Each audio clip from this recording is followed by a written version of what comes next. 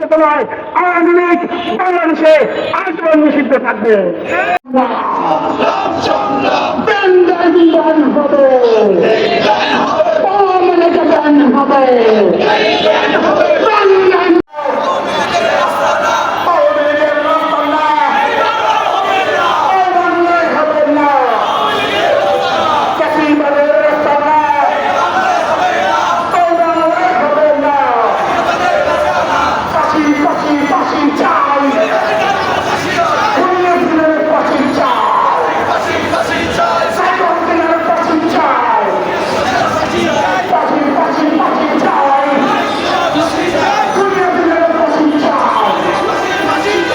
তাদের সেই সংগঠনের নিবন্ধন অবিলম্বে বাতিল করতে হবে। আমরা আওয়ামী লীগের বছর জাতীয় পার্টি জিএম কাদের সাহেবের কথা শুনেছি। তিনি কি বলেছেন?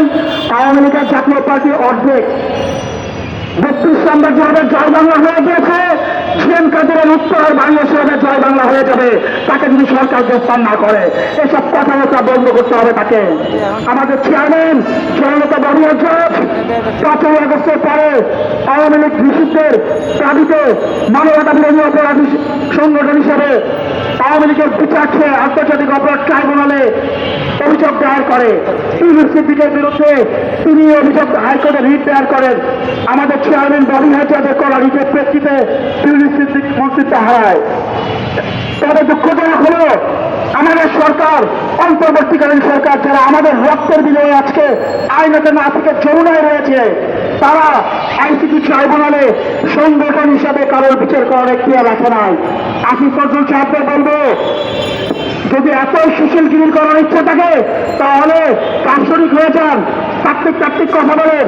সেই সরকারটা আপনারা বসেছেন হাজার হাজার শহীদের রক্তের বিনিময়ে এই সরকার, এই সরকারে বসে কেন বেশি টাকানোর সুযোগ নাই।